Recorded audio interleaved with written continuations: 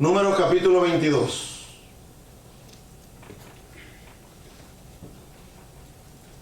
Bamidbar, número 22. La parashá de esta semana, la palabra parashá, para los que no lo saben, significa porción.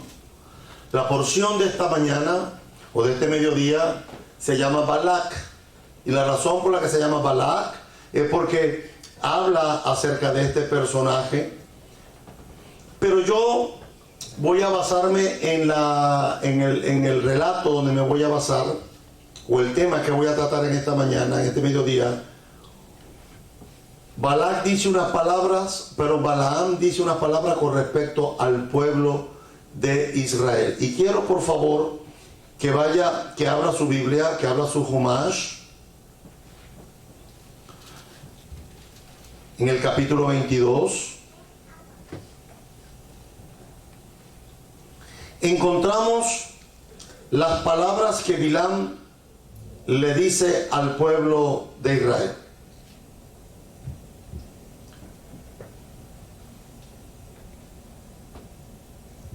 Un pueblo que vive solo.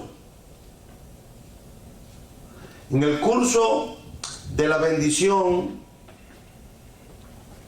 del pueblo judío, Bilam pronuncia las palabras que a muchos les ha parecido resumir la historia del judaísmo. Como cuando va a Número capítulo 23, versículos 8 y 9, dice: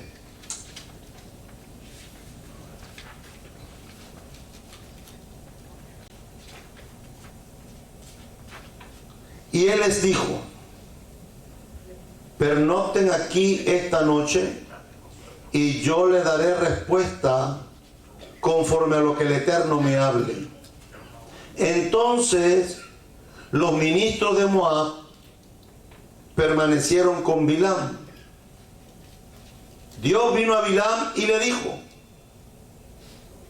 ¿quiénes son estos hombres contigo? Y Bilam le dijo a Dios: Balak, hijo de Zippor, rey de Moab, ha enviado a mí. Cuando vamos al capítulo 23, vaya por favor conmigo al capítulo 23, también versículo 8 y 9, mire lo que dice: ¿cómo he de maldecir lo que no maldijo Elohim? ¿Y cómo he de execrar lo que no execró el Eterno? Pues desde el principio como rocas los veo, y desde la colina los atisbo. He aquí, mire la palabra que dice: he aquí una nación que residirá solitaria, y entre los pueblos no será contada. Estoy leyendo en la versión hebreo en español, pero cuando voy al capítulo 23 en la Reina Valera, dice: ¿cómo he de maldecir a quien Dios no maldijo? ¿Y cómo he de condenar al que el Señor no condena? Porque de la cumbre de las peñas lo veo, y desde las colinas lo diviso. He aquí un pueblo que ha de habitar solitario, y que no ha de ser contado entre las naciones. Y aquí voy a centrarme la enseñanza de esta manera. Un pueblo que vive en solitario, un pueblo que vive solo, que no es contado entre las naciones, que entre los pueblos no será contada. Algunos piensan que esta bendición que le dio Bilam al pueblo de Israel termina siendo una maldición, porque le dice que Israel siempre iba a estar sola, solitaria. Un pueblo que vive solo, que no es contado entre las naciones. Así pareciera que durante todas las persecuciones y los prólogos que hemos tenido a través de la historia, incluyendo en el Medio Oriente, incluyendo en Europa, aún con lo último más difícil que hemos vivido, que fue el Holocausto, la Shoah, es lo que a veces le parece a Israel y a sus defensores hoy, que cada vez que Israel tiene que pasar por un proceso, está solo. Parece ser que lo que dijo Bilam se hizo real en la vida del pueblo. Nos encontramos siempre, Israel siempre se encuentra solo ante los momentos más difíciles de la vida. Entonces nosotros, ¿cómo debemos entender este hecho de que Israel cada vez que tiene un momento difícil en su vida tiene que pasarla solo? ¿Cómo debemos interpretar entonces nosotros este versículo que dijo Bilam?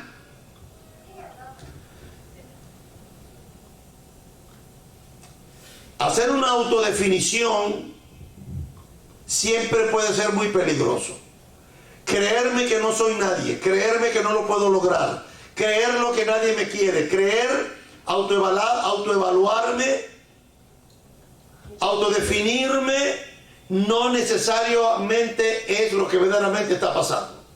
La gente que se autodefine, la gente que se autoevalúa, por lo general es muy dura consigo mismo.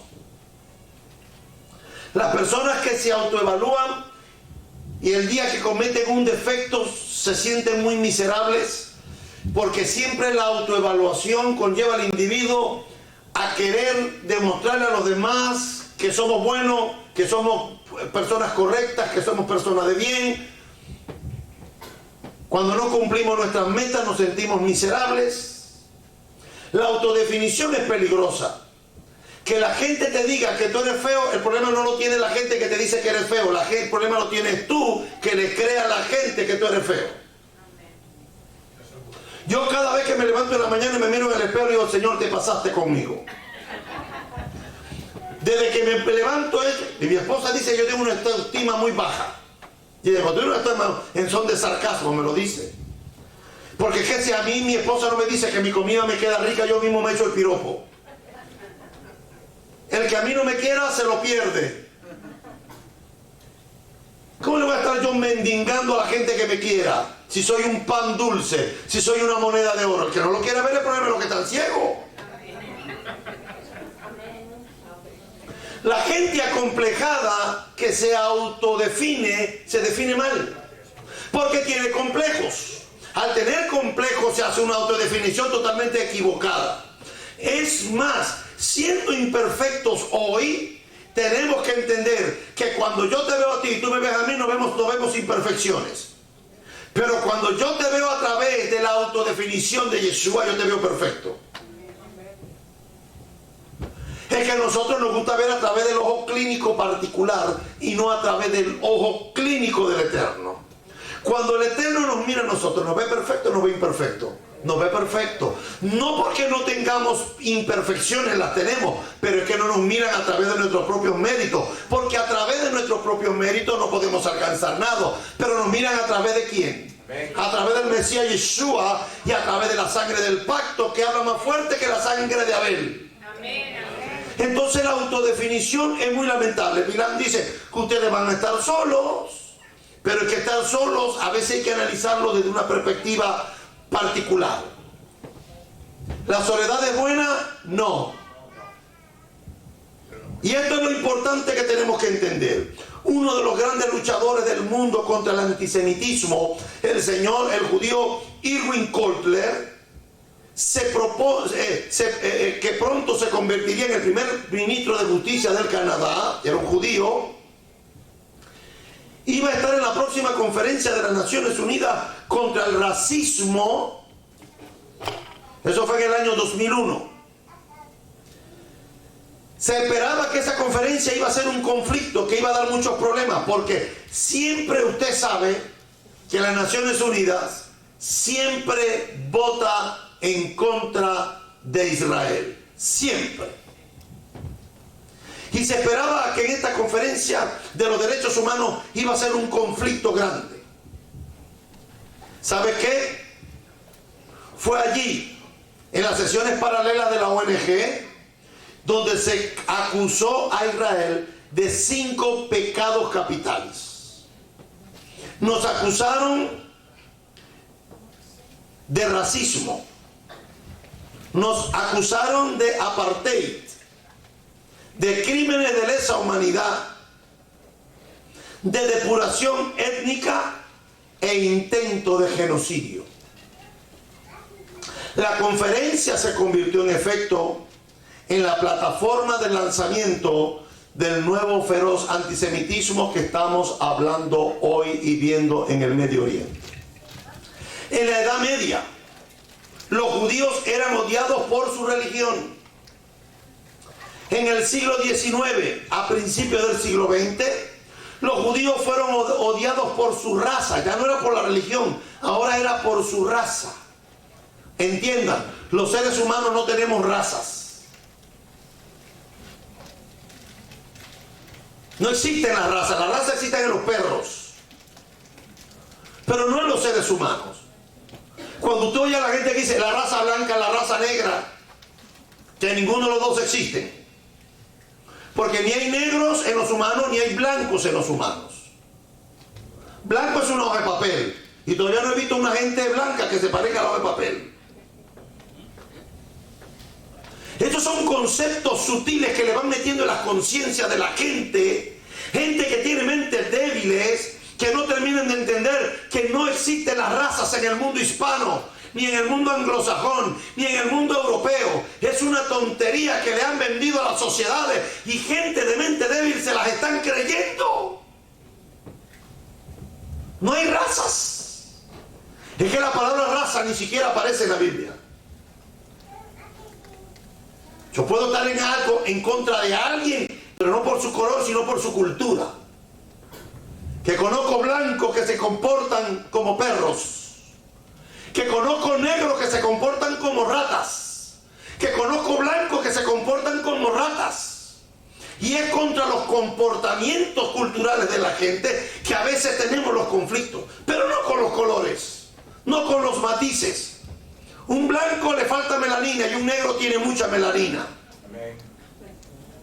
La diferencia es melanina, un componente orgánico en el cuerpo que lo tenemos allí, que va a depender con quién te cases. Si te casas con un negro y eres blanco, tienes probabilidad de que tengas niños blancos, niños negros y niños mestizos. Eso es genética. Lo vi en tercer grado yo de biología. Es genética. Tengo un tío que era blanco y se casó con una muchacha normal. Y hasta que no sabe que la primera hija nació como el color de la mamá. El segundo hijo nació rubio de ojos azules. Problema en la familia. No había nadie rubio de ojos azules en la familia. ¿Qué es lo que pensamos nosotros los latinos?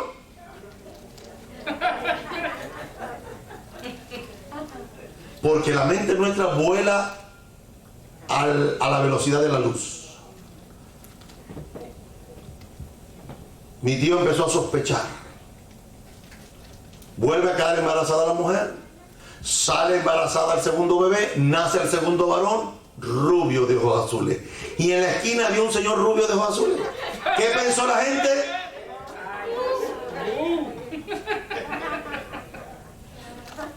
Porque así somos nosotros. Tuvo que salir el abuelo a defender, decir, por fin llegó el que tenía que los ojos azules que tenían que nacer en la familia. Porque mi abuela, mi bisabuela, era rubia de ojos azules. A mí me encanta un refrán que me aprendí con mis hermanos cubanos, que el que no lo tiene del Congo, lo tiene del Carabalí.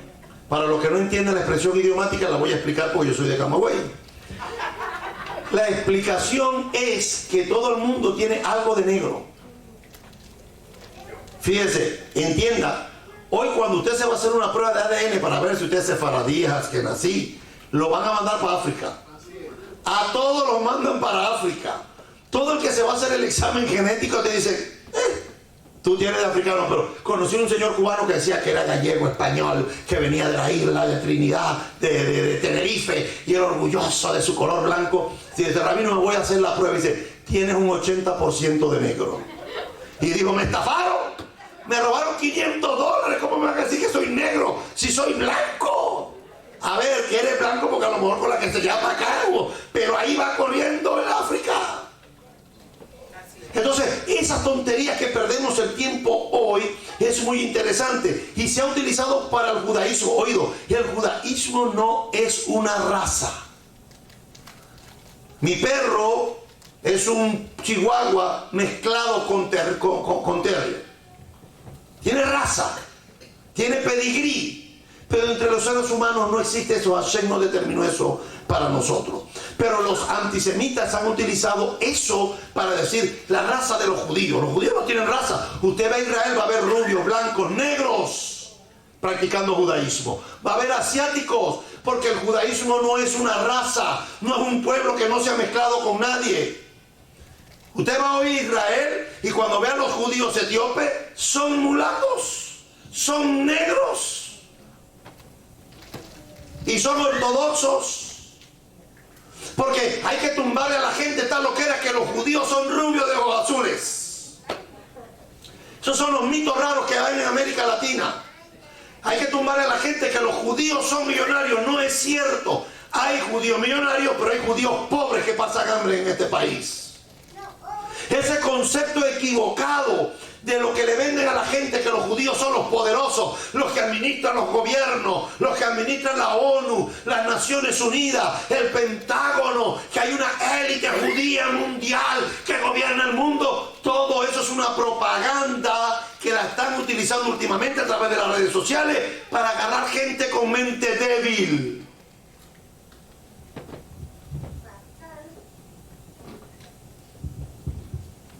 Siempre se ha acusado a Israel de ser una raza y no es cierto. El judaísmo no es una raza, el judaísmo es un estilo de vida que está abierta para todos aquellos que quieren venir a formar parte de este estilo de vida. ¿Sabe por qué nos critican? Porque ahora lo bueno de esto es que a nosotros también nos critican como a los judíos tradicionales.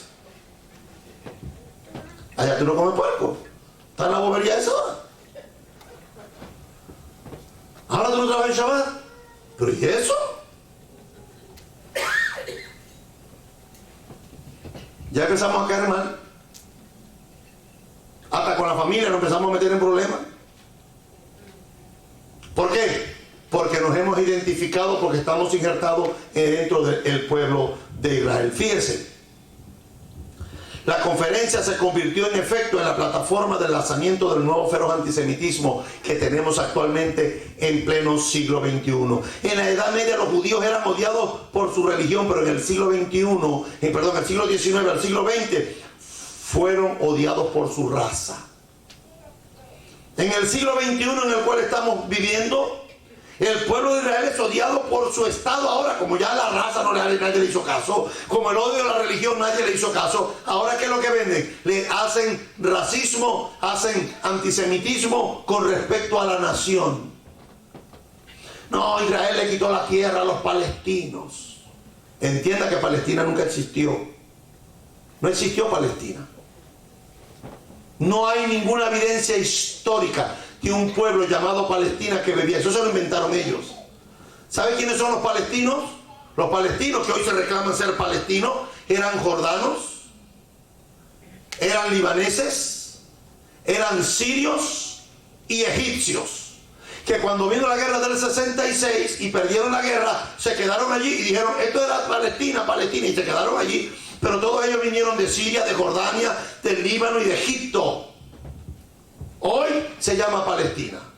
Y aún así, sabiendo que históricamente no los podemos, no tienen continuidad histórica en el territorio, aún así Israel les permitió y les dio el derecho y reconocerlo y están allí. Y les dio su tierra para que pudieran vivir tranquilos, con la única condición que los dejaran a ellos también vivir tranquilos en nuestra tierra, en Medinat Israel, en el Estado de Israel. Entonces es importante poder entender este sentimiento. Mientras hablábamos del resultado probable de esa reunión del 2001, el diplomático, después que estaba defendiendo la causa que nosotros no éramos una raza, que nosotros no, el antisemitismo que se estaba levantando allí, el señor Irwin Kotler dijo estas palabras, suspiró y dijo, siempre fue así. Y citando las palabras de Bilam en esa conferencia dijo, An levadai yishkon, somos la nación destinada a estar sola. Siempre nos han dejado sola. El hombre dijo esta palabra, que a lo mejor tenía las mejores intenciones. Había pasado su vida profesional defendiendo a Israel y buscaba de alguna manera que Israel tuviera consuelo tras tantas persecuciones a través de la historia. ¿Sabe desde cuándo nos están persiguiendo? Desde Caín nos están persiguiendo. Caín fue nuestro primer perseguidor. Caín es el primero que trata de desaparecer la simiente de la profecía. Por eso cuando usted va al libro de Génesis capítulo 4, cuando dice que Dios vio la sangre de Abel, clama por mí. Cuando dice sangre, el hebreo no dice sangre, dice sangres en plural, no una sola. Pero ¿para qué habían matado a Abel? El hebreo no dice dam, que es sangre, el hebreo dice damei. Dice las sangres de Abel. ¿Por qué? Porque enseñaron nuestros sabios que no solamente Caín mató a Abel, sino que mató al hijo de Abel, mató al nieto de Abel, mató al tataranieto de Abel y mató toda la descendencia de Abel que pudo haber sido fructífera. Siempre hemos estado solos. Siempre hemos pasado por todos estos procesos de peligro. Si crees que tu destino es estar solo, vas a estar solo. ¿Sabe qué? Dice la Biblia que nosotros tenemos el poder de atarnos con nuestra boca o desatarnos para vida o para muerte. Si tú dices que tú eres estúpido, que tú eres estúpido, que tú eres estúpido, cuando llegues al final de tu día, ¿qué es lo que vas a hacer? Pues un estúpido. Que estoy enfermo, que estoy enfermo. A mí me encanta la gente que me dice, no, es que tú estás enfermo. Y yo le digo, bueno, yo tengo una condición, pero el Señor me va a sanar. No, estoy enfermo. Y te quedas con esa condición. ¿Por qué? Porque te ataron con los dichos de tu boca. Soy feo. Yo recuerdo que los países de nosotros, en América Latina, gente dice, usted salió a la abuela. Mal geniado. No salió a la abuela, es mal criado. Dale 2 cocotazos que no se endereza. Pero le empezamos a justificar que el niño tiene mal comportamiento porque salió con el mal carácter de la abuela. Y le empezamos a decir al niño, no es que él salió a la abuela, es que él salió a la abuela. Él se lo va a creer. Y va a tirar fuerte y va a dar patadas cuando tiene 3 añitos, 4 añitos. Pero cuando tenga 18, no hay quien lo controle. Porque le dijimos desde niño que él salió a la abuela. Que él tenía mal carácter como la abuela. Entienda, los malos caracteres, los malos comportamientos no forman parte de tu existencia hasta que lo empiezas a aprender. Los niños nacen vacíos. El CD nace vacío. Nadie se parece a nadie, eso es mentira. Usted es lo que es porque usted empezó a aprender de conductas en la familia. Si usted veía que su papá peleaba y tiraba puertas, ¿qué es lo que usted va a hacer? ¿Va a tirar puertas? ¿Por qué? Porque las actitudes no se heredan. Las actitudes se aprenden inconscientemente. Yo recuerdo que mi mamá, cuando vivía y llegaba el turco, que no era turco, a todos los turcos les decíamos turcos, en su país había turcos, ¿verdad? Ninguno era turco. Ninguno. Le llamábamos turcos, pero no eran turcos, eran libaneses. Lo que pasa es que en la guerra del Líbano, muchos libaneses se fueron para Turquía y Turquía les dio pasaporte para que viajaran a América. Pero ellos no eran turcos, eran libaneses. La gran mayoría eran cristianos libaneses que le estaban huyendo a la guerra del Líbano. Cuando los turcos llegaban ahí y dejaban el corte, ¿te acuerdas que dejaban el corte tela? ¿Verdad? Y venían a cobrar la semana, que tocaban la puerta y mamá no tenía dinero, me decía, dile al turco que no estoy. ¿Quién te enseñó a mentir?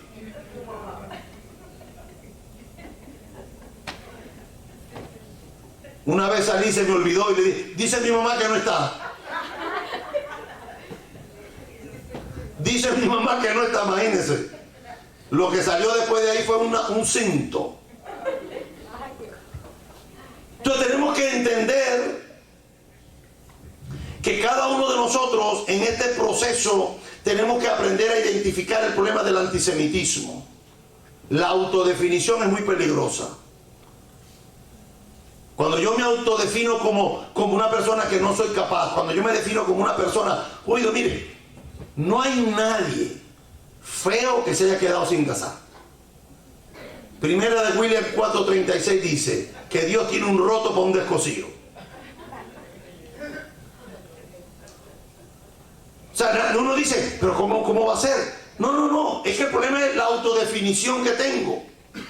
Yo le recomiendo a todo el mundo que se quiera casar, o volver a casar, o que está buscando para casarse, que lea Shir Hasharim, Cantar de los Cantares. Porque la autodefinición a lo mejor le pasa a la muchacha por el frente o el muchacho y no lo ve. Y a lo mejor está mirando al bombero y Dios no quiere el bombero para él o para ella. Señor, el bombero es el que yo quiero, Señor, el bombero. Y el Señor, el bombero, no. Él vende plátano de la esquina. No, pero ese no, se está flaquito, hombre. Te tengo que alimentarlo, Señor. El bombero, Señor, mira los brazos que tiene, hacen así, como te lo pedí. Musculoso, 6 pies, 3 pulgadas. Va al gimnasio. No, pero te toca ahí el tísico, el hambriento, el flaquito. El calvito, a lo mejor te toca el calvo. No, calvo no. Óigame que los calvos tenemos nuestra cosa, cuidado con eso. Los calvos tenemos cada uno. Entonces, Dios tiene para cada uno, tiene una condición. Entonces la autodefinición es muy complicada porque por lo general somos muy duros con nosotros mismos. Por complacer a los demás. Nos autoflagelamos nosotros mismos para complacer a nuestros padres, para complacer a la sociedad, para complacer. ¿Y sabe qué? Nosotros estamos aquí para complacer al Eterno, para agradar al Eterno por encima de cualquier cosa. ¿Por qué la autoevaluación, la autodefinición es peligrosa? Porque va a llegar un momento en nuestra vida que nos va a llevar a aceptar lo que Hashem no quiere que tú seas. Primero debe quedar claro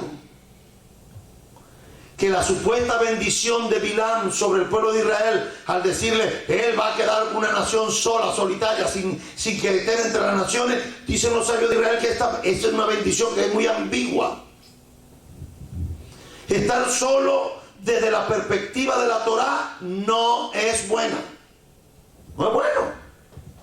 La soledad, hay momentos en la vida que uno quiere un tiempo, pero no vivir en soledad. Hay momentos que uno necesita un espacio, respirar. Yo a veces necesito un espacio y no quiero a mi mujer cerca, ni mucho menos a mis hijos. Necesito un tiempo para respirar y la gente no te lo da. No hay tiempo. Yo a veces tengo que decirle, por favor, llámeme en horario de oficina, porque la gente a mí me llama a las 12 de la noche. Anoche yo estaba a las 1 de la mañana dando un estudio bíblico por teléfono. Y mi esposa más que me miraba. No podía decir nada porque estábamos en Shabbat. Estaba hablando Torah. Pero después me dijo, son las 1, deberías de descansar, mañana te toca un día largo. Pero no, la gente no mide eso. No mide los espacios de los demás. Y hay que tener cuidado con eso. Desde la perspectiva de la Torá, la soledad no es buena. Ni siquiera es buena consejera. Yo he visto gente manejando en la autopista que van hablando solo en los carros. A ver, voy a hacer algo.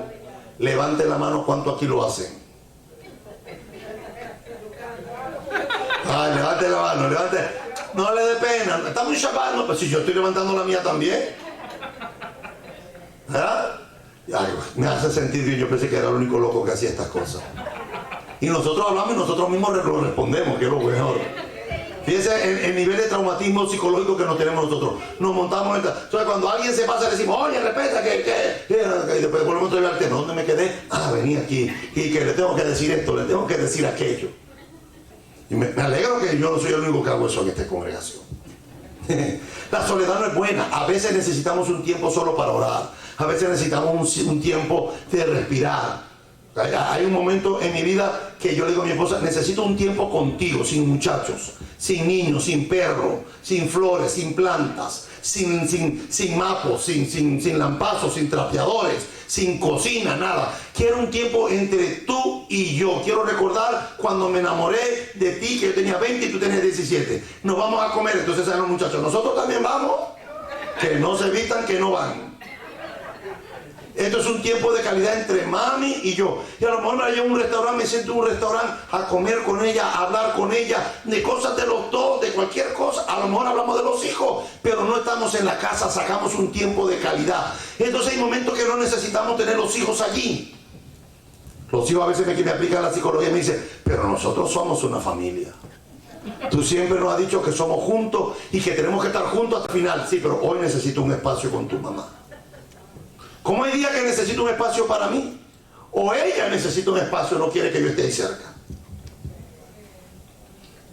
Necesita un espacio.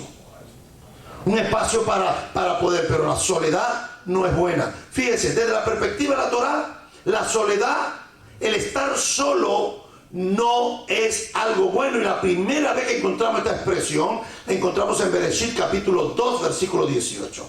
Génesis capítulo 2, versículo 18. Dice, no es bueno que el hombre esté solo. Oído, cuando dice hombre está hablando del género, pero es más malo un hombre solo que una mujer solo. Más malo. Los hombres en soledad maquinan más mal que las mujeres en soledad. Pero el texto no está hablando del sexo masculino y del sexo femenino. El texto está hablando del género. El hombre como tal, como género, no como individuo, no como masculino, sino que está hablando del ser humano. El hombre no es bueno que esté solo. Bueno, y nos mandaron, ya usted sabe, más nunca nos dejaron tranquilos. Hasta el día de hoy. No hay cosa más terrible que una mujer vea al hombre en su casa sin hacer nada. Esto es para los solteros, los que se quieren casar. El día que te cases, nunca más tu esposa te va a dejar tranquilo. Es que no sé, es una cosa que le da a ellas. Usted no lo ha notado. O sea, usted está sentado, agarra el control y dice, saca el perro a hacer pipí. Que el perro tiene ganas de hacer pipí. Sueltas el control, sacas al perro, regresas a la casa, te sientas, agarras el control y dices, por favor, bótame la basura, papi. Levantas, suelta el control, vas a la cocina, sacas la bolsa de basura, sales afuera, la echas en la tona de basura y ella dice, corazón, mi lindo, tú me puedes clavar un clavito aquí. Es que compré un cuadrito nuevo. No hay manera. No te puede ver ni sentado, ni acostado. Te lo estoy advirtiendo. Escapa por tu vida, le dijeron los ángeles a Lot. Disfruten su juventud hasta que lleguen. Porque Hashem dijo que no era bueno que el hombre esté solo. En español dice, le voy a hacer una ayuda idónea, pero el hebreo tiene otra lectura que dice, le voy a hacer una afrenta a él. La que esté puyando. Tú llegas del trabajo cansado, te sientas en la mesa y tu esposa te mira y dice, hay que pagar la luz, hay que pagar el agua, hay que pagar el teléfono. No, déjame comer, corazón, por favor, quiero disfrutar la comida. No, pero yo nada más te estoy recordando. Cuando la mujer te dice, ¿qué te pasa? Dígale lo que le pasa, pues ella lo sabe. Están todos los hombres calladitos aquí hoy. Eso sirve para las madres también, Rabino. Claro, porque ellas fueron esposas. Cuando miran dice, ¿qué te pasa? Y uno, no, nada. Y ella tiene todo, como dice en mi país, ellas saben que el toro es negro porque tiene los pelos en la mano. Ellas saben. No es bueno que el hombre esté solo. La segunda vez que aparece la palabra el estar solo, que no es bueno estar solo, la segunda vez es en Éxodo capítulo 18, versículo 17. Cuando Moshe y Jetro se encontraron y Yitro vio a Moshe lidiando al pueblo, ¿qué le dijo Yitro a Moshe? Le dijo, lo que estás haciendo no es bueno. Lo tov, Moshe. No es bueno, Moshe, lo que estás haciendo. No podemos vivir solos. No podemos liderar solos. No es bueno estar solo. El mismo Yeshua, siendo quien era, se buscó 12 gente para que le ayudaran. Porque no se puede liderar solo. Para que un líder pueda llevar a la congregación a otro nivel, necesitamos gente alrededor del líder para que aporten. Uno de los grandes problemas que tenemos dentro del movimiento mesiánico es que la gente, como viene de correr por el mundo y su frontera, cuando llegan aquí se sienten y no quieren hacer nada. No, yo quiero aprender, rabino. Enséñenme, rabino. ¿Y para qué? La pregunta es, ¿para qué? ¿Para qué quieres aprender? ¿Para adquirir conocimiento? ¿Para seguir portándonos mal? Mire, si vamos a vivir una vida desorganizada, una vida violada, si tú vas a conocer mandamientos y después que los conoces, los vas a ir a violar, estamos en problemas. Bueno, estamos en problemas. ¿Por qué lo digo? Porque imagínate, el que no sabía que comer puerco era pecado, como muchos hermanos cristianos, que ellos están tranquilos, porque esto no se enseña en la iglesia. ¿En la iglesia se enseña que comer puerco es pecado? No. La gente come puerco y no pasa nada. Van a salvarse. Bueno, va a depender de su relación con el Eterno. Cuando lleguen a la vida eterna, ellos van a decir, pues tú comiste puerco. Y dicen, pues yo no sabía que era pecado. Pues está bien, pasa. Pero ¿qué excusa tengo yo? A ver. ¿Qué excusa tengo yo? Ya no tengo excusa, pues ya conozco el mandamiento. Hashem va a tener más misericordia con el que no conoce el mandamiento y lo viola, que con los que conociendo el mandamiento lo viola. La palabra badad, solo, la palabra solo en hebreo es badad, aparece en otros dos contextos profundamente negativos. Primero, en el caso del leproso. Levítico capítulo 13, versículo 46. El leproso, una vez estaba diagnosticado con el leproso, ¿dónde tenía que vivir? ¿Afuera qué? ¿Pero afuera qué? Solo. Fuera del campamento. El que era leproso tenía que vivir solo. Y la segunda es la primera línea del libro de Lamentaciones. En el libro de Lamentaciones, capítulo 1, versículo 1, dice: cuán sola está la ciudad una vez atestada de gente. De estas dos expresiones, badad, que significa solo, está dada en una connotación negativa. El único contexto en que la palabra hebrea badad, solo, tiene un sentido positivo es cuando se aplica el Eterno en Deuteronomio capítulo 32, versículo 12. Vaya conmigo, Deuteronomio capítulo 32, versículo 12.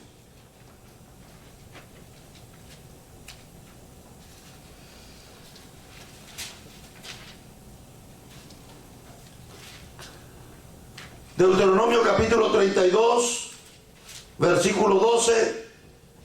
El Señor, ¿qué dice? Solo.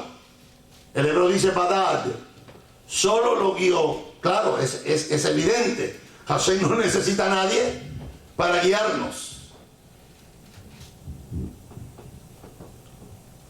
En segundo lugar, Balaam o Bilam, como se llama en hebreo, quien dijo estas palabras, que dijo que Israel iba a estar sola, era porque Balaam no amaba al pueblo de Israel. Balaam fue contratado para maldecirlos y Hashem no se los permitió. Sin embargo, intentó por segunda vez y esta vez sí tuvo éxito. Fíjense, 5 veces subió a la montaña y no pudo hacer nada. ¿Cómo puedo maldecir yo al que Dios bendijo? Eso tenía que ver ¿qué? Con el libro de Bereshit, el libro de Génesis, capítulo 12, cuando el Eterno le dice a Abraham: te bendeciré y serás bendición. Bendeciré a los que te bendigan y maldeciré a los que te maldigan. Me acuerdo cuando el señor Hugo Chávez estaba en sus ínfulas de euforia y de ego, porque se creía que era Dios, con su corazón inflado. Digo, desde lo más profundo, desde mi corazón, y dijo lo que dijo, que no lo voy a repetir. Lo dijo 3 veces. Y 3 veces, ¿el qué? Confirmación. Y ahí donde él dijo en lo más profundo de sus entrañas, fue donde le dio cáncer. Los alemanes dividieron a los judíos y los metieron en guetos, que eran ciudades fortificadas, barrios fortificados, para mantener la raza judía ahí. Cuando terminó y los judíos fuimos liberados, Alemania quedó dividida en 2 por una muralla, completamente. Porque el que maldice a Israel tiene que acarrear lo que ya el Eterno estableció. Por eso dijo el salmista: buscad, orad por la paz de Jerusalén y sean prosperados los que te aman. Sea la paz dentro de tus muros y el descanso dentro de tus palacios. Por amor a mis hermanos y a mis compañeros diré yo: la paz sea contigo. Los que aman tu paz. Los que aman tu paz. Bilam no amaba al pueblo de Israel. Fue contratado para que los maldijera, pero el Eterno se lo impidió. Sin embargo, intentó por segunda vez. Y bueno, ya con todo lo que te he dicho, Balak, no puedo maldecirlo. No puedo maldecir al pueblo de Israel. Hashem no me lo permite. ¿Y sabe qué? Pero Bilam le dijo a Balak: pero te voy a dar una estrategia.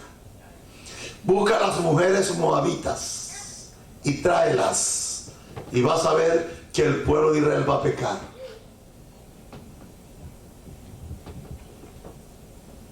Ve y busca a las mujeres moabitas para que persuadan. Busca a las madianitas para que seduzcan a los hombres israelitas. Como resultado de eso, que dio razón. Bilam tenía razón. Mire, no hay nada más terrible para un hombre que una mujer. Es peor que el diablo.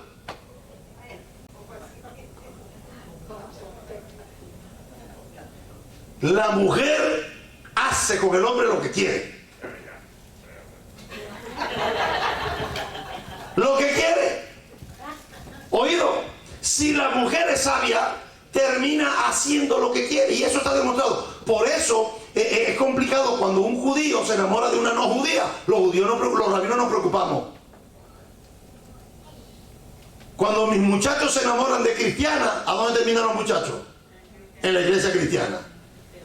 Complicadito los hermanos, porque dice: rabino, imagínese, después me llaman: ay, rabino, es que esta gente come puerco. Ay, rabino, cómo extraño mi fiesta. Ay, rabino, cómo extraño esto. Ay, rabino, que no, rabino, esto es terrible. Yo amo a mis hermanos, pero ay, rabino, aquí no se puede con mis hermanos cristianos. No se puede, rabino. Quiero regresar, pero mi esposa no quiere. ¿Qué te quiere que diga? No te puedes agarrar, lavar el cerebro. Te hubiese esperado unos 5 años más y hubiese conseguido una mesiánica. No, porque a veces no se puede. Parece que el mundo se va a acabar mañana. Cualquier gallina piroca que pasa por ahí, ahí están. Yo he oído, las mujeres son muy astutas. Para bien o para mal. Para bien o para mal. Ahora fíjese, esto es interesante. El pecado que conllevó a Bilam le sugiere a Balak para que traiga a las moabitas y a las madianitas y se las presente a los hombres de Israel, dio resultado. Israel pecó, los hombres se fueron detrás de los moabitas. ¿Saben cuántos murieron? Dice el libro de Números capítulo 25, versículo 31, dice que murieron 24,000 judíos, hombres, por haber caído bajo la trampa de las mujeres madianitas y moabitas. Mire, hay mujeres que no son tontas, hay mujeres que saben cuando el hombre es bueno y los buscan, pero nosotros nunca nos damos cuenta cuando la mujer es mala. Nunca, no tenemos cabeza para eso los hombres. Los hombres solamente miramos y por la mirada sacamos la evaluación. La mujer dice: tengo un muchacho que necesito, tengo un hombre que necesito. Yo me acuerdo que había una hermana aquí que dice, y yo vi al judío aquel y le dije, ese judío va a ser para mí. Y fue a donde estaba el judío, la mujer, la hermana, ya murió, puertorriqueña. Fue allá donde estaba el judío y le dice, mire, ¿sabe qué? Yo necesito un hombre como tú. Trabajador, no te va a faltar nada. Y lo enamoró. Se casó con el judío y vivieron hasta los últimos momentos de su vida juntos. A veces uno dice, pero como estas cosas pasan, pasan.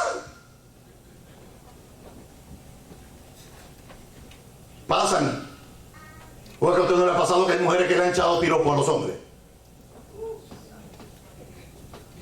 ¿Les tiran piropos? Yo he tenido aquí señoras que me sueltan los perros, decimos en Venezuela. No aquí ahora, pero han llegado y he tenido que decirles, mire, se equivocó de autobús. En este autobús no se puede hacer esto. Pasa. Pero si uno anda flojo, dice, bueno, una canita al aire, un taco de ojo. Dame un taquito de ojo, mira a ver. No estamos llamados a eso. 24,000 personas murieron porque se dejaron seducir por la estrategia de Balaam de traer las mujeres moabitas paganas y las mujeres madianitas a traer conflicto. Fue esta segunda estrategia de Bilam la que le dio el mejor resultado. Aunque Balaam lo llamó para que maldiera a Israel, no le dio resultado. Aunque le dieron dinero y aunque Hashem le dijo no vayas, Bilam fue de todas maneras. Hashem le dijo no vayas. Y él insistió, Hashem, ¿pero qué? Y dijo, bueno, si tú quieres ir, ve. ¿Por qué le dijo que fuera? Porque Bilam tiene que libre albedrío. Y en el libre albedrío Hashem no interfiere, no interviene. Cuando tú quieres pecar, pecas. Cuando tú quieres violar la Torá y yo la quiero violar, ¿qué hacemos? La violamos, aunque después venga el Ruach Kodesh y nos redarguya. Pero la libertad, el libre albedrío, forma parte de la esencia. Y al ver el Eterno que Bilam quería ir, dijo, ve. Y fue a maldecir, pero no pudo hacerlo. Le dieron dinero para que lo hiciera y aún así dijo, no puedo maldecir al que es bendito. No puedo maldecir.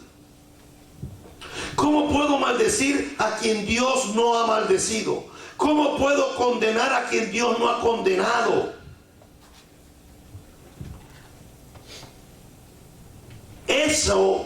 Esa es la marca.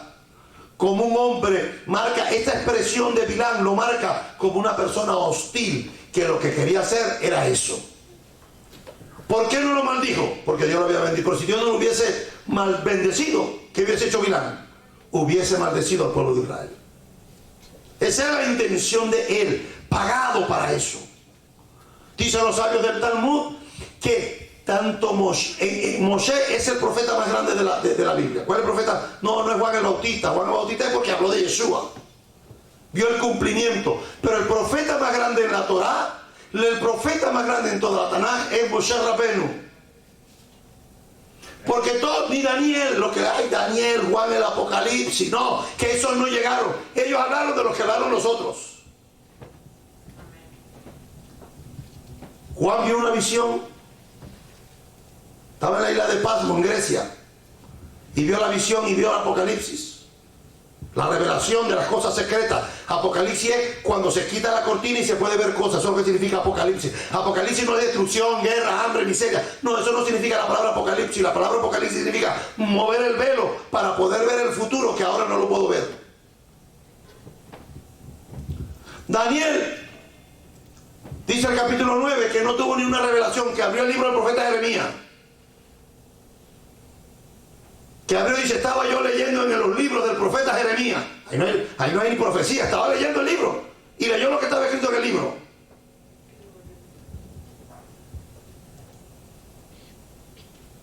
¿Quién de los profetas del Eterno le habló cara a cara? Solamente a Moshe Rabenu. Solamente a Moshe Rabenu. Fíjense qué interesante.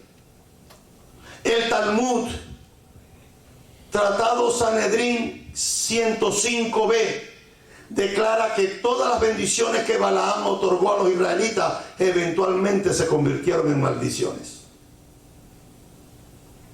con la única excepción de la bendición que dice: Matovu ojaleja Jacob, mishkenoteja Israel.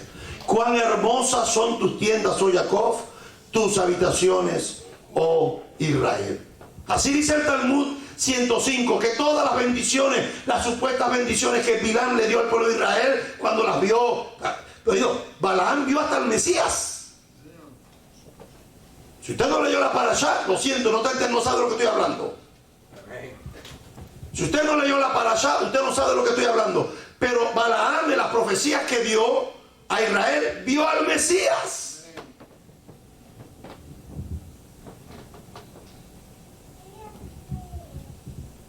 Pero dicen los sabios que todas las bendiciones que Balaam otorgó a los israelitas eventualmente se convirtieron en maldiciones, con la única de la que recitamos cada sábado por la mañana: Matovo jaleja Jacob, mishkenoteja Israel. Cuán hermosas son tus tiendas, oh Jacob, tus habitaciones, oh Israel.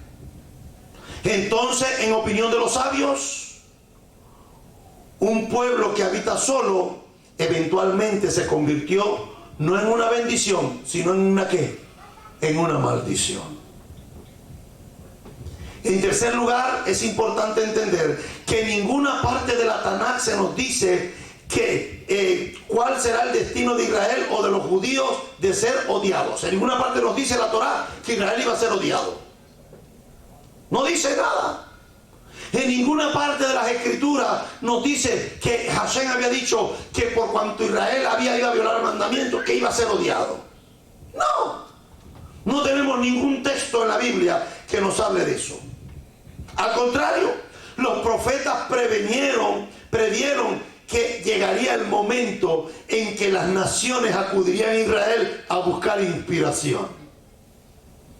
Los profetas visualizaron al futuro y dijeron que lo que usted hoy está haciendo, ya los profetas los habían anunciado. Los velos que se están cayendo en estos últimos años es el producto de lo que los profetas dijeron, que usted no está aquí porque usted es bueno, usted no está aquí porque usted llegó aquí ni estaba buscando nada. Usted llegó aquí porque el Eterno lo trajo en el propósito del cumplimiento profético que nuestros padres habían dicho ya desde la antigüedad. Porque los profetas visualizaron más allá de lo que tú y yo nos imaginamos. Isaías dijo, mirando hacia el futuro: vendrán muchos pueblos y dirán: venid y subamos al monte del Señor, al templo de Dios de Jacob. Él nos enseñará sus caminos para que caminemos por su senda. Y de Sión saldrá la Torá y de Jerusalén la palabra del Señor. Isaías capítulo 2, versículo 3 en adelante. Lo decimos cuando guardamos la Torá. Este es el árbol de la vida para aquellos que se toman de ella, y aquellos que se mantienen en ellos son dignos de alabanzas. Estos caminos son placenteros, porque de Sión saldrá la Torá y la palabra del Señor de Jerusalén. Dijo el profeta Zacarías en el capítulo 8, versículo 23. Mirando hacia el futuro, el profeta dijo: en aquellos días 10 hombres de todos los pueblos y de las lenguas agarrarán firmemente el borde de un manto de un judío y dirán: vamos con ellos y subamos a Jerusalén, subamos, porque Dios está contigo. ¿Qué es lo que está pasando hoy? Israel regresó en 1948. Anduvimos solos, dando vueltas por el mundo entero. Las naciones nos odiaban, salíamos corriendo de esa nación y nos íbamos a otra. En España éramos prósperos, éramos abundantes, la familia Pinzón, eran los asesores financieros de los reyes católicos de España en el 1492. Los que financiaron los barcos para llegar a las Indias, como le llamaban en aquel entonces, fueron estos dos judíos de apellido, eran dos hermanos de apellido Pinzón. La familia Curiel, que están todos en las islas de las Antillas del Caribe, que están en Colombia, que hay en Venezuela, apellidos Curiel, hoy todos son católicos, pero cuando llegaron a estas islas fueron los que financiaron los barcos de Cristóbal Colón y fueron los que financiaron las guerras independentistas de Simón Bolívar para despojarnos y liberarnos de la colonia española. Fueron estos dos judíos, rabinos de eso, en la historia que nunca te contaron. Porque siempre te dicen, Estados Unidos es el país con más premios Nobel en la historia. Pero lo que nunca te dicen cuál es la religión de esos americanos. Solamente te dicen que son americanos porque vivimos aquí. Es como que si yo me ganara el premio Nobel de literatura. ¿Qué van a decir? William Ferrer, el americano que se ganó el premio Nobel de literatura. Pero es que yo no soy americano, míreme la cara. Estoy medio blanco, pero no paso por gringo ni por fe. Esta cara de guajiro no me la brinca nadie. Pero yo voy a aparecer aquí como que fui el americano el que me gané el premio de literatura. Pero la verdad es que soy de la República Independiente del Zulia. Muchos de esos premios Nobel, el 60% de los premios Nobel americanos son judíos. Pero nunca le reconocieron el judaísmo, sino se le dieron el orgullo y el honor ¿a quién? A los Estados Unidos de Norteamérica. Oye, que voy a decir esto con mucho respeto. Voy a decir esto con mucho respeto. La gran mayoría de los científicos de este país no son gringos. Son gente que vinieron de la India, de Europa, de Asia, de América y aquí. ¿Usted alguna vez ha ido a Disney, a Animal Kingdom? ¿Verdad? Aquí los parques de entretenimiento más buenos que hay en el mundo. Eso es más bueno que comer, mi hermano, no se arroz con frijoles. Eso es espectacular. Cuando usted va a Animal Kingdom, usted ve el árbol de la vida, el árbol que está ahí grandísimo, el emblema. ¿Quién hizo ese árbol? Un mexicano. Eso no lo hizo un gringo. Los gringos están cazando venado. Los gringos cuando llega mucha gente se van, no es que no les gusta la bulla. Se van, a ellos les gusta el monte, les gusta vivir solos, separados. Ese árbol lo hizo un mexicano.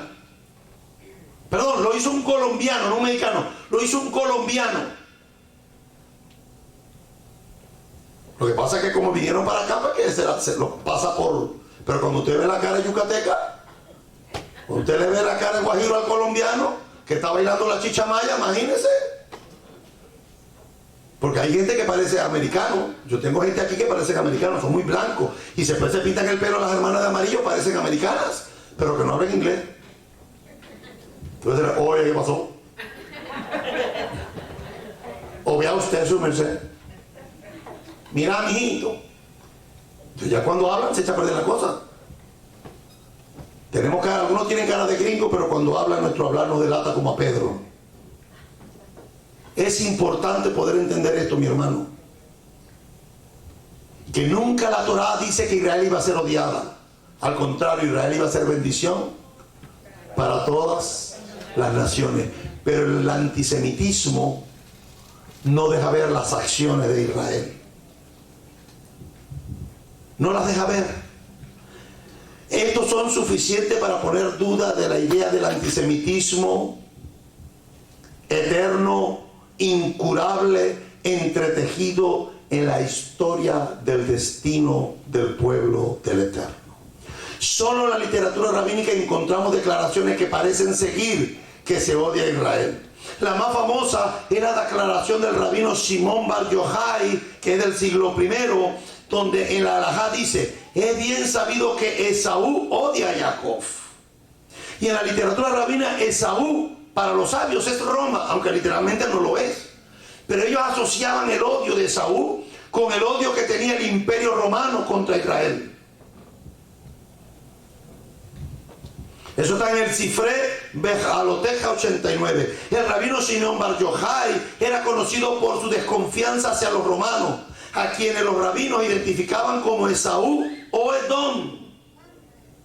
Fue por esta razón que dice el Talmud que tuvo que esconderse el rabino Yohanan Shimeón Bar Yochai, tuvo que esconderse 13 años porque Roma lo andaba buscando para perseguirlo. El punto de vista no fue compartido con los contemporáneos de Shimeón Bar Yochai. Dijeron, ¿cómo vas a decir eso? Nosotros no fuimos llamados a un pueblo para que nos odien, ni odiamos a nadie tampoco. Mire, la gente no sabe. Los palestinos hacen fila toda la mañana para pasar por el paso fronterizo para ir a trabajar en Israel. Eso usted no lo va a ver ni en CNN, que es un periódico izquierdista. Usted no lo va a ver nunca allí. Usted va a ver las noticias de Israel en CNN cuando Israel se defiende. Pero nunca va a ver el puente fronterizo, el paso fronterizo. Los palestinos que tiran piedra de allá para acá vienen a trabajar a Israel, viven en Israel porque les pagan mejor, porque los trata con respeto. Vienen a estudiar, Israel los recibe. En Israel hay 1 millón de musulmanes viviendo en la tierra, 1 millón. En Israel hay árabes musulmanes que son ciudadanos israelíes, que viven allí, que cuando hubo la repartición se quedaron allí y ahí todavía viven. Los musulmanes tienen representación en la Knesset, en el parlamento israelí. Allá hay diputados musulmanes que odian al pueblo de Israel. Vaya a Palestina a buscar un judío viviendo en Palestina. Vaya un judío a Irak a buscar una sinagoga en Irak. Vaya a ver si hay un judío en el parlamento de los iraquíes. No hay. Sin embargo, Israel respeta el derecho a la libre elección, y en Israel, en Medina Israel, los árabes que viven allí tienen representación política. Tienen educación de primera. Pueden ejercer la medicina, la abogacía, cualquier profesión como cualquier otro ciudadano israelí. Pero en el mundo le venden lo contrario. Al mundo le venden lo contrario. Cuando nosotros miramos, después de tomar complicadas precauciones, Jacob lucha con un ángel. Y a la mañana siguiente ve a Esaú. Y el versículo dice que Esaú corrió a su encuentro y abrazó a Jacob, y arrojándose sobre sus hombros, le besó y los dos lloraron. Esaú no odiaba a Jacob, pero Jacob pensaba que sí. Es que mi suegra me cae mal, mi suegra no me quiere, y a lo mejor no es cierto. Fue que la autodefinición que me hizo percibir que mi suegra no me quería, mi papá no me quiere, mis hijos no me quieren. ¿Qué es lo que lleva eso? La autodefinición. Jacob pensaba que Esaú lo estaba buscando para matarlo. De hecho, cuando Esaú le dice a Jacob, vámonos juntos, Jacob le dice, no, espérate, ve tú adelante. No quería ir con él. Tenía que desconfianza. Ve tú adelante, yo voy a ir leat, paso a paso. Yo voy al paso de las mujeres, voy al paso de los ancianos, de los niños y del ganado. Tú ve delante. Y esa noche Jacob, antes de cruzar el río, pues tiene la lucha con el Eterno y pelea con el Eterno. Entonces Esaú no odia a Jacob. La interpretación de Shimeón Bar Yochai estaba equivocada. Él estaba aplicando a Esaú, le estaba aplicando que eran los romanos que estaban subyugando Jerusalén en el judaísmo del primer siglo. Pero los sabios de Israel le dicen que no están de acuerdo con esa interpretación. El versículo dice que Esaú corrió a su encuentro, abrazó a Jacob, se arrojó sobre sus hombros y lo besó, y ambos lloraron. Sobre la palabra besó, el beso, cuando los dos se abrazaron y lo besó, en el hebreo dice Vaihatkehu. Y cuando usted va al hebreo, usted va a notar que arriba de esa palabra hebrea hay muchos puntitos, arriba, muchos puntitos. Y es una cosa curiosa. Los sabios dicen que esos puntos arriba de esa palabra tienen un significado especial. Fue en ese contexto que el rabino Shimeón Bar Yochai dijo: aunque es bien sabido que Esaú odia a Jacob, en ese momento se sintió abrumado por la compasión y lo besó con el corazón. En otras palabras, precisamente el texto citado para mostrar que el antisemitismo es inevitable, prueba lo contrario. Que el encuentro crucial entre Esaú no sintió odio hacia Jacob. A veces se tilda a veces al cristianismo como antisemita. Y yo no creo que el cristianismo sea antisemita. Yo lo que creo es que dentro del cristianismo hay antisemitas. No sé si entiende la diferencia. El cristianismo no es antisemita, pero hay gente que está dentro del cristianismo que literalmente débiles, les envenenaron el cerebro en el camino y cuando llegaron aquí lo justificaron con doctrinas totalmente equivocadas. En resumen, no hay nada en el judaísmo que sugiere que el destino de los judíos es que sean odiados. No hay nada en la Torá, ni en los profetas, ni en los escritos, ni en el nuevo pacto. Quien busque un versículo del Nuevo Testamento para decir que Israel ha sido desechada, ha sido odiada, ha sido separada, esa persona tiene un concepto de antisemitismo inoculado en su conciencia. Porque el mismo Rab Shaul dice en Romanos capítulo 11 versículo 1: ¿ha desechado Dios a su pueblo? El mismo apóstol Pablo dice: en ninguna manera. Quien te enseñe que el judaísmo ha sido desechado tiene un antisemitismo metido en la conciencia que fueron transmitidos por los antisemitas que venían caminando dentro del cristianismo. Pero ¿sabe qué? El cristianismo verdadero ama a Israel. ¿Sabe por qué? Porque es parte de este pueblo. Porque es parte de los hijos. Porque como dice Pablo en la carta a Gálatas capítulo 3 versículo 16, Pablo dice a los hermanos en Gálatas, dice: y los que son de fe, hablándole a los goy, a los gentiles, y los que son de fe, los que vinieron por la fe, ¿qué dice Pablo? Son hijos de Abraham también. Los gentiles pueden llamar a Abraham papá, de la misma manera que los Yehudim podemos llamar a Abraham papá. Pero les metieron otras cosas en la cabeza. Es como cuando le dicen: no te cases con un negro, no te cases con un negro. El chiquito lo sabe, pero de que van haciendo le van diciendo: no te cases con un venezolano, no te cases con un cubano, tú tráeme lo que quieras, no me traigas un centroamericano. No, señora, mi casa. El niño va creciendo con eso. Cuando es adulto, ¿qué es lo que tiene en la cabeza? La cantidad de basura que usted y yo le metemos a los muchachos. La cantidad de basura que no tiene ningún sentido. Tenemos que aprender a no sembrar odios en las gentes.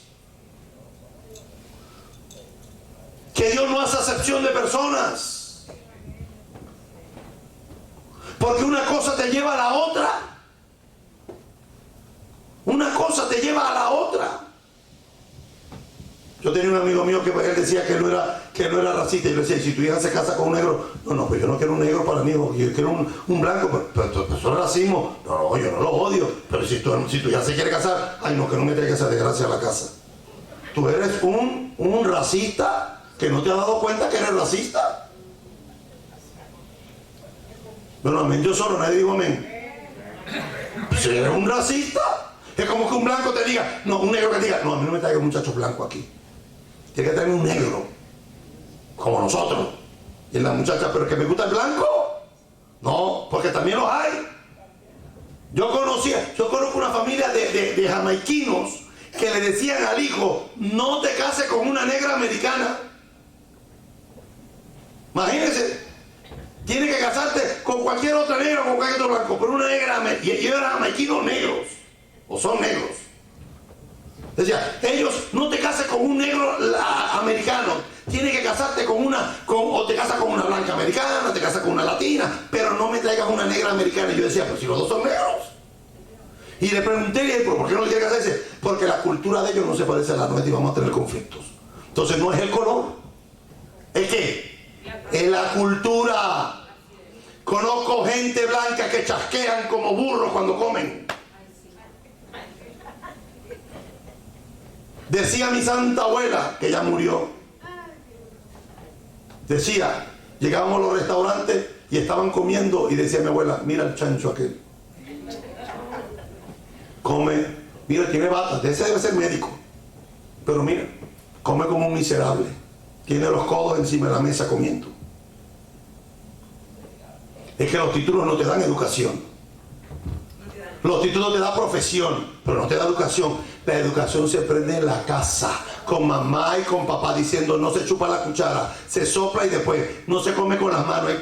O sea, usted no puede comer pan con cuchillo y tenedor, eso no está aceptado, eso es una ridiculez. El pan se come con la mano, eso está aceptado entre las leyes de la alimentación de la gente más alcurnia en la vida. El pan se come con las manos, pero usted no puede comer el bistec con la mano. ¿Y eso dónde se aprende? Eso no se aprende en la universidad. Eso no te lo da el título ni los millones. ¿Usted ha visto a la gente? ¿Usted ha visto alguna vez a un rico usando esas cadenas gruesas, lleno de esos collares y esos pulseras? ¿Usted no ve eso?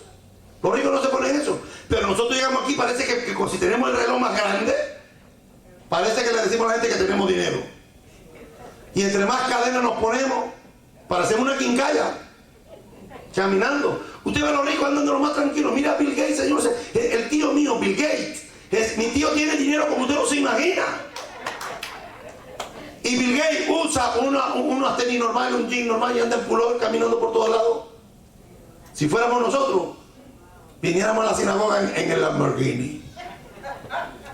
Con los zapatos que me costaron $4,000. Pero si yo tuviera el dinero de Bill Gates, también me los comprara porque me alcanza para comprarlo. Pero ellos no andan diciendo cuánto dinero tienen. Nosotros tenemos eso. Hay un famoso refrán que dice, dime de lo que careces y te diré de lo que... Dime de lo que alardeas y te diré de lo que careces. El antisemitismo, preste atención. El antisemitismo no está en la textura del universo. El antisemitismo no está codificado en el genoma humano. El antisemitismo no es voluntad de Dios. Solo en momentos de profunda desesperación los judíos han creído que están solos. El señor Leo Pinsker, en su tratado Autoemancipación en el 1882, escribió lo siguiente contra la judeofobia. El señor Leo Pinsker escribió, como aberración psíquica es hereditaria. La judeofobia es hereditaria. El racismo es hereditario, se hereda.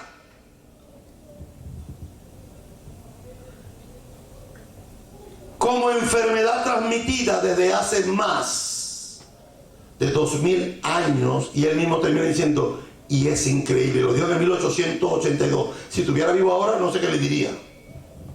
El antisemitismo no es misterioso, insondable e inexorable.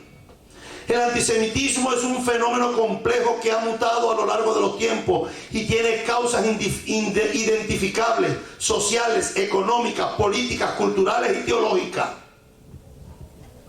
Se puede combatir y puede ser derrotado.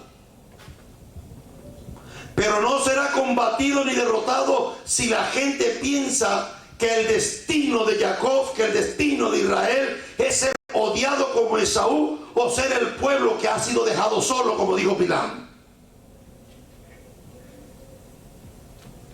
Como una paria entre los pueblos, como un leproso entre las naciones, como una paria en la arena internacional. Entonces, mis hermanos, ¿qué significa la frase un pueblo que habita solo? Que dijo Bilam en el capítulo 23, versículos 8 y 9. significa un pueblo preparado para estar solo si es necesario. Porque por allí decía mi mamá que era mejor estar solo que mal acompañado. Es mejor estar solo si es necesario, viviendo según su propio código moral, teniendo el coraje de ser diferente y tomar el camino menos transitado para poder vivir en paz. ¿Hemos estado solos? No hemos estado solos. Hashem ha caminado con nosotros estos 4000 años. Hashem ha caminado con nosotros y ha peleado nuestras batallas. Y cuando las naciones nos han dejado solas, el Eterno ha salido a pelear por nosotros. El rabino Samson Rafael Hirsch ofreció una excelente visión al centrarse en la matriz entre Jacob, entre el pueblo Am y la nación Goy. Cuando se habla del pueblo se habla Am, y cuando es una nación se dice Goy, o como preferíamos decirlo hoy, entre la sociedad y el Estado. Israel se convirtió de manera única en una sociedad antes de ser un Estado. Israel tenía leyes antes de tener tierra. Israel era un pueblo, un grupo unido por un código y una cultura en común antes de ser una nación.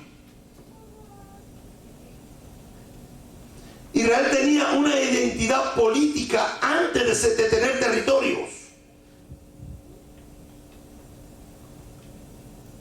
La palabra condición de pueblo apareció por primera vez en 1992. Y sus primeros usos se referían casi completo a los judíos.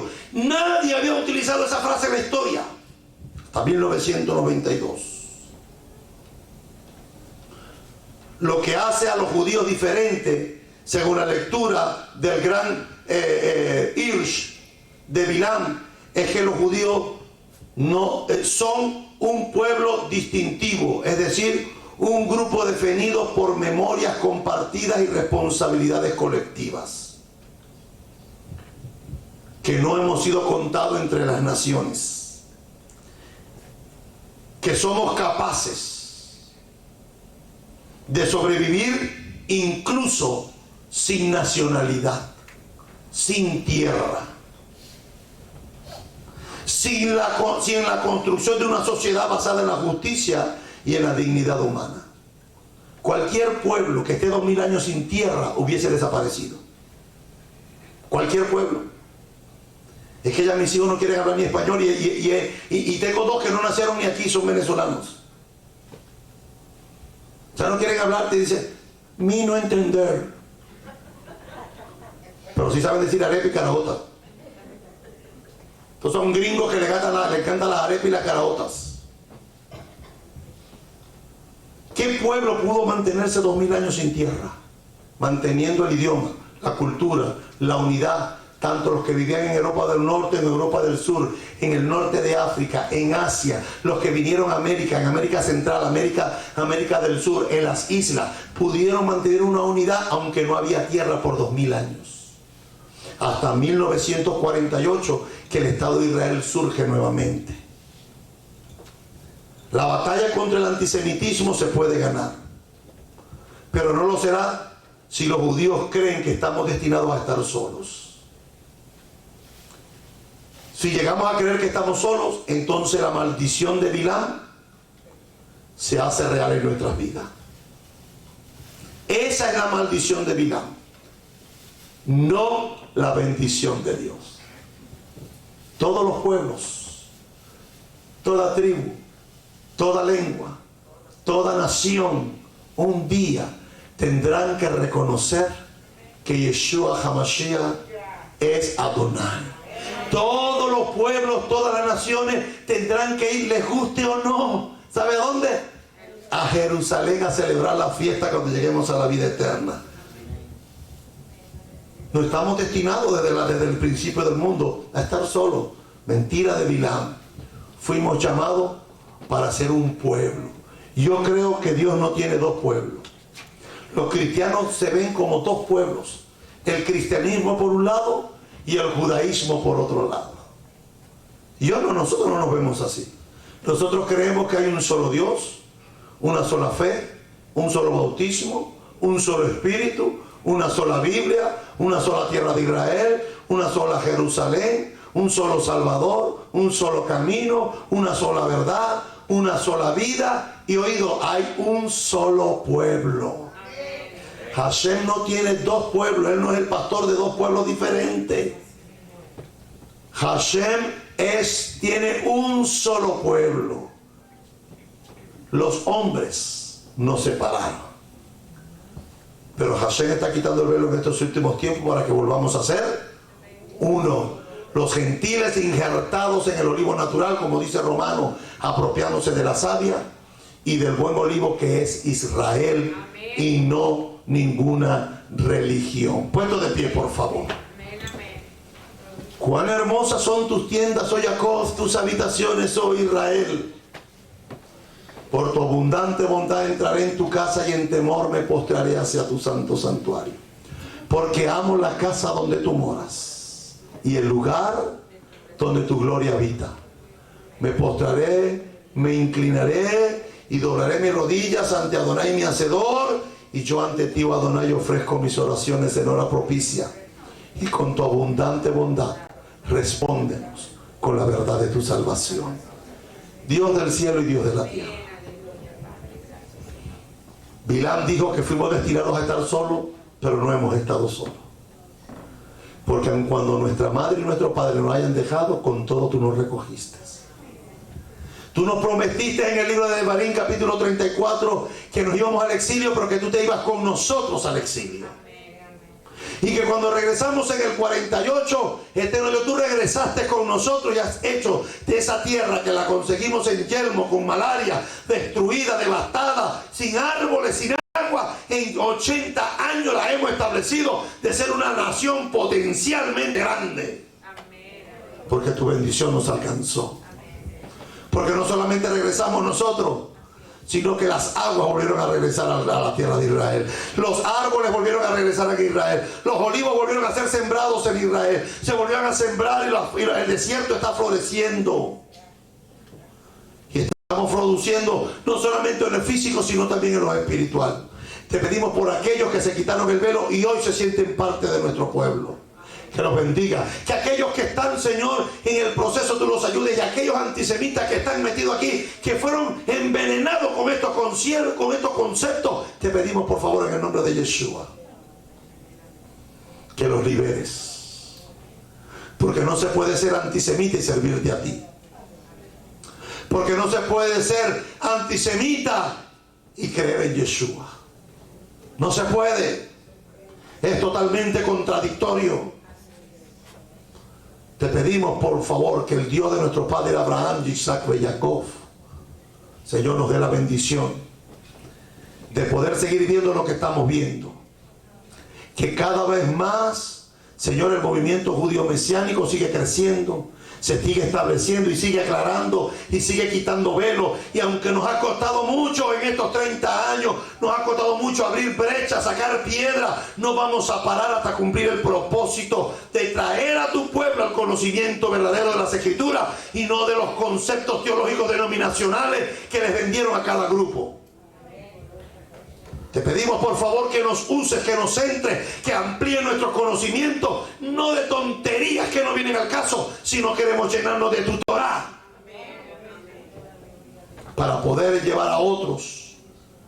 Gente que anda buscando. Señor, guárdanos de los que andan como Balaam en estos tiempos, enseñando y llevando a la gente a pecar, a violar las Escrituras, a interpretar las Escrituras de una manera incorrecta conforme a sus criterios. Señor, guárdanos de aquellos que como Balaam andan detrás de los obsequios y del dinero. Guárdanos de los falsos maestros de los últimos tiempos. Guárdanos de aquellos que les gusta adularnos para sacar beneficios personales. Guárdanos de los que falsamente profetizan, buscando adeptos, gente noble, gente sencilla para sacarles provecho. Te pedimos por favor que bendiga nuestra semana. Que la pandemia, que el virus del COVID no nos toque. Que nos guardes de toda pestilencia que anda rodando el mundo. Señor, por esta nueva cepa, el Delta, que se está programando y ya llegó a los Estados Unidos también. Guárdanos, porque los tiempos que estamos viviendo son peligrosos. Te pedimos por favor por las familias que murieron en el derrumbe. Bendice a cada judío que murió allí, a cada cristiano que murió allí. Consuela los corazones de los que perdieron familiares en esta desgracia, en esta tragedia. Señor, que puedan rápido sacar los cuerpos y que les puedan sus familiares llevarlos al polvo de donde fueron tomados. Conforta, Señor, los corazones dolidos de los familiares que perdieron sus seres queridos, tanto de los que viven aquí como los que estaban, Señor, de otros países que estaban en el mismo edificio.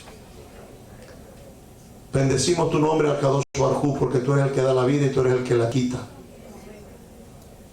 Tú eres el que causa la muerte, pero también el que hace florecer la salvación, que es la resurrección de los muertos. Eterno, te pedimos que nos guarde y que nos lleve con paz y con bendición a cada uno de nosotros. En el nombre de Yeshua, nuestro Mesías. Yevarejecha Adonai veishmerecha. Yaer Adonai panavelecha viejunecha. Yisha Adonai panavelecha. Veyasem lecha shalom. Que Adonai los bendiga y los guarde en el nombre de Yeshua. Amén y amén. Shabbat shalom para todos. Nos vemos a las 4 en el Beit Midrash. Los esperamos a todos a través de esta misma plataforma. A las 4, 4:30 en el Beit Midrash de Balá. Shabbat shalom para todos, mis hermanos.